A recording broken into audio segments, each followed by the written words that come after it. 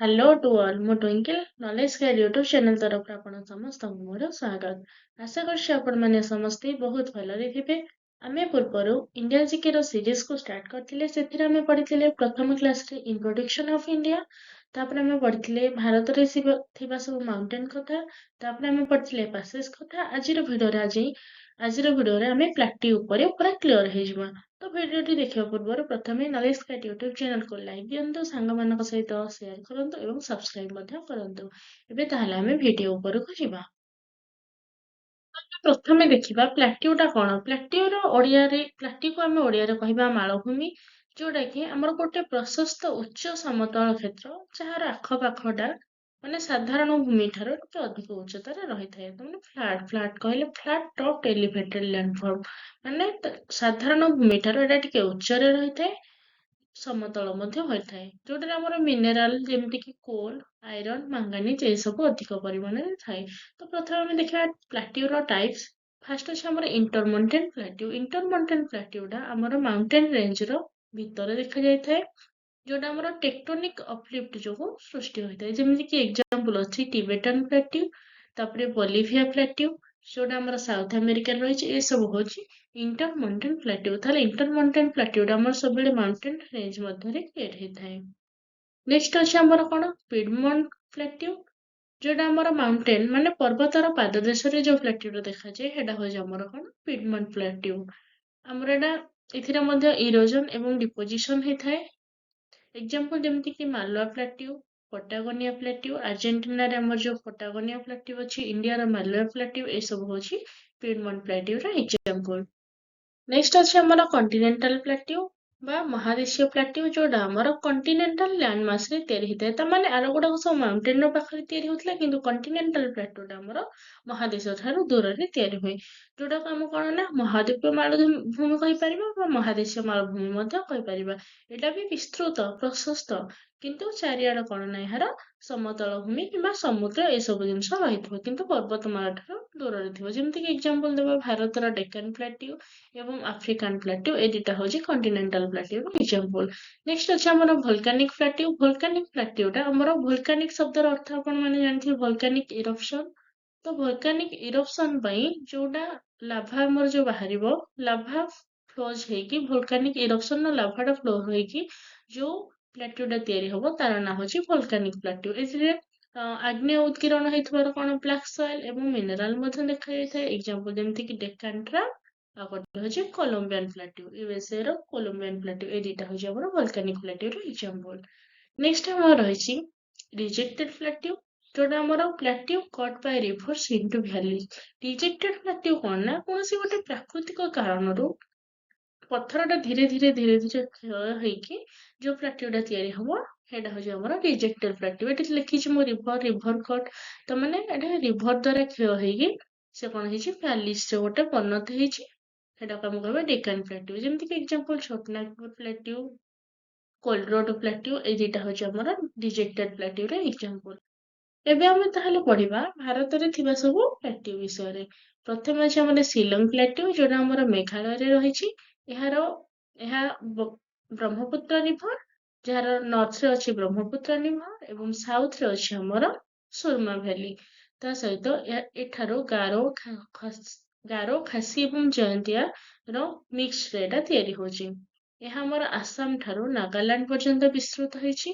ଏଠି ଅଧିକ ରେନଫଲ ହେଇଥାଏ। ତାମାନେ ଆମର ଯୋଉ ଅଧିକ ରେନଫଲ ହେଇଥାଏ, ଆପଣ ମାନେ ମଧ୍ୟ ଜାଣିଥିବେ ମାଇସୁନ ଡ୍ୟାମ, ତାହେଲେ ମାଇସୁନ ଡ୍ୟାମଟା ଆମର ଏଇ ଶିଲଂ ପ୍ଲାଟ୍ୟୁରେ ଅବସ୍ଥିତ। ତାହେଲେ ଆମକୁ ମନେ ରଖିବାକୁ କଣ ପଡିବ ନା ଶିଲଂ ପ୍ଲାଟ୍ୟୁଟା ଆମର ମେଘାଳୟରେ ରହିଛି। ଯୋଉ ଗାରୋ, ଖାସି ଏବଂ ଜୟନ୍ତିଆର ମିକ୍ସଚରରେ ଏଟା ତିଆରି ହଉଛି। ଏହା ଆମର ଆସାମରୁ ନାଗାଲାଣ୍ଡ ପର୍ଯ୍ୟନ୍ତ ବିସ୍ତୃତ। ଏଠି ଅଧିକ ପରିମାଣରେ ବୃଷ୍ଟିପାତ ମଧ୍ୟ ହୋଇଥାଏ, ଯୋଉ ଆମର ମାଇସୁନ ଡ୍ୟାମ ଏଠାରେ ଅବସ୍ଥିତ। ଶିଲଂ ପରେ ନେକ୍ସଟ ଅଛି ଆମର ଲଦାଖ ପ୍ଲାଟ୍ୟୁ, ଯୋଉଟା ଆମର ସବୁଠାରୁ ଅଧିକ ପ୍ଲାଟ୍ୟୁ ଏଠାରେ ଦେଖାଯାଇଥାଏ ଏବଂ ସବୁଠାରୁ କମ ବର୍ଷା ମଧ୍ୟ ହୋଇଥାଏ। ସେଥିପାଇଁ ଏହାର ନାଁ ହଉଛି ଡ୍ରାଏଷ୍ଟ ପ୍ଲାଟ୍ୟୁ। ତାହେଲେ ମନେ ରଖିବାକୁ ଆମକୁ ପଡିବ ଯେ ଡ୍ରାଏଷ୍ଟ ପ୍ଲାଟ୍ୟୁ କୋଉଟା ନା ଲଦାଖ ପ୍ଲାଟ୍ୟୁକୁ ଆମର ଡ୍ରାଏଷ୍ଟ ପ୍ଲାଟ୍ୟୁ କୁହାଯାଇଥାଏ। ଏଇଟା ଆମର କାରାକୋରମ ଏବଂ ଜାସ୍କା ରେଞ୍ଜ ମଧ୍ୟରେ ଅବସ୍ଥିତ। ନେକ୍ସଟ ଅଛି ଆମର ମହାରାଷ୍ଟ୍ର ପ୍ଲାଟ୍ୟୁ, ଯୋଉଟା ଆମର ଡେକାନ୍ ପ୍ଲାଟ୍ୟୁର ନର୍ଥରେ ଅବସ୍ଥିତ। ଏହାକୁ ମଧ୍ୟ ଡେକାନ୍ ଟ୍ରାପ୍ କୁହାଯାଏ। এটা হচ্ছে গোटे ভলকানিক প্লাଟ୍यू। ମହାରାଷ୍ଟ୍ର ପ୍ଲାଟ୍ୟୁଟା ଆମର ଗୋଟେ ଭଲକାନିକ ପ୍ଲାଟ୍ୟୁର ଏକ୍ସାମ୍ପଲ। ଏଠି ବାସାଲ୍ଟ ରକରୁ ତିଆରି ହେଇଥିବାରୁ ଏଇଟା ଆମର ବ୍ଲାକ୍ ସଏଲ ଦେଖାଯାଇଥାଏ ଏବଂ କଟନ ପ୍ରଡକ୍ସନ ପାଇଁ ମଧ୍ୟ ଉପଯୋଗୀ ମହାରାଷ୍ଟ୍ର ପ୍ଲାଟ୍ୟୁଟା। ନେକ୍ସଟ ଅଛି ଆମର କଣ କର୍ଣ୍ଣାଟକ ପ୍ଲାଟ୍ୟୁ। କର୍ଣ୍ଣାଟକ ପ୍ଲାଟ୍ୟୁଟା ଆମର ଇଣ୍ଡିଆର ପେନିନସୁଲାର ପ୍ଲାଟ୍ୟୁର ଗୋଟେ ପାର୍ଟଟେ। ଏହା ଆମର ୱେଷ୍ଟର୍ଣ୍ଣ ଘାଟ ଏବଂ ଇଷ୍ଟର୍ଣ୍ଣ ଘାଟ ମଧ୍ୟରେ ଅବସ୍ଥିତ।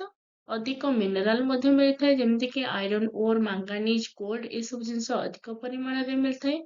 ଏଇଟା ମାଲନାଡ ଏବଂ ମୈଦାନ ଏଭଳି ଦି ଭାଗରେ ବିଭକ୍ତ କରାଯାଇଛି। ଯାହାର ୱେଷ୍ଟର୍ଣ୍ଣ ହିଲି ରିଜନକୁ ଆମର କୁହାହବ ମାଲନାଡ ଏବଂ ଇଷ୍ଟର୍ଣ୍ଣକୁ ଆମେ କହିବା ମୈଦାନ।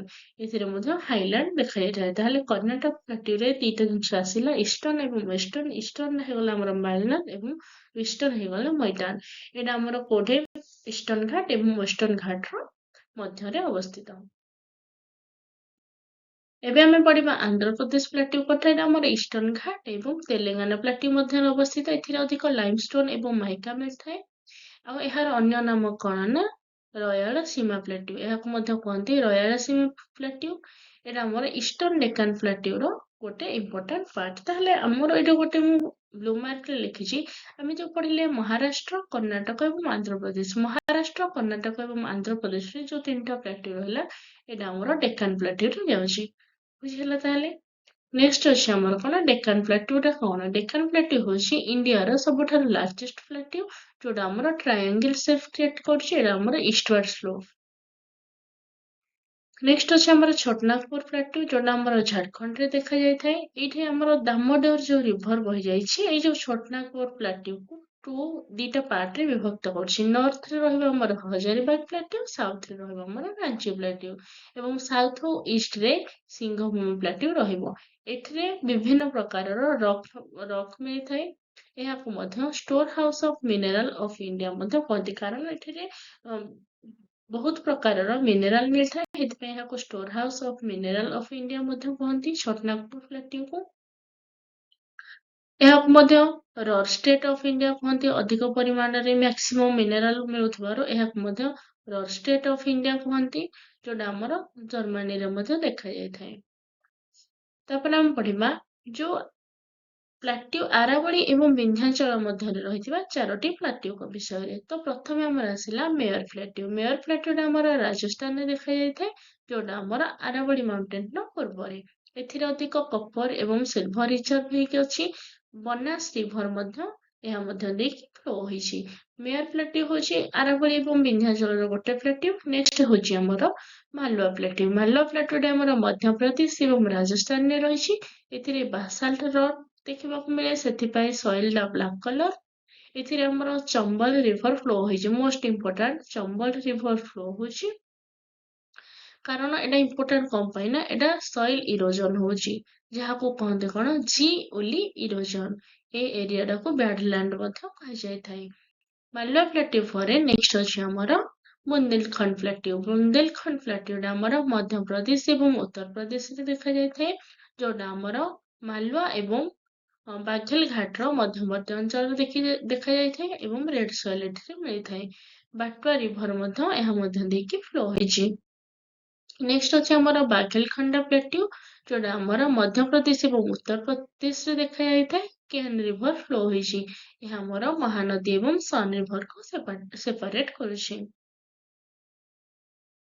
ମୋର ଭିଡିଓଟି ବହୁତ ଛୋଟ ହେଲେ ମଧ୍ୟ ମୁଁ ଆଶା କରୁଛି ଆପଣମାନଙ୍କୁ ଏହା ବହୁତ ଭଲ ଲାଗିଥିବ। ତ ଭିଡିଓଟି ଯଦି ଭଲ ଲାଗିଛି ତାହେଲେ ନଲେଜ କ୍ରାଫ୍ଟ ୟୁଟ୍ୟୁବ ଚ୍ୟାନେଲକୁ ଲାଇକ୍ ଦିଅନ୍ତୁ। ଭିଡିଓଟି ମଧ୍ୟ ସାଙ୍ଗମାନଙ୍କ ସହିତ ସେୟାର କରନ୍ତୁ। ଯଦି ଆପଣ ଏତେବେଳ ପର୍ଯ୍ୟନ୍ତ ମୋର ଚ୍ୟାନେଲକୁ ସବସ୍କ୍ରାଇବ କରିନାହାନ୍ତି ତାହେଲେ ଏବେ ଯାଇ ସବସ୍କ୍ରାଇବ କରନ୍ତୁ। ବେଲ୍ ଆଇକନକୁ ପ୍ରେସ୍ କରି ଅଲ୍ ନୋଟିଫିକେସନକୁ ଅନ୍ କରିଦିଅନ୍ତୁ। Thank you so much for your love, support and valuable time. Thank you to all.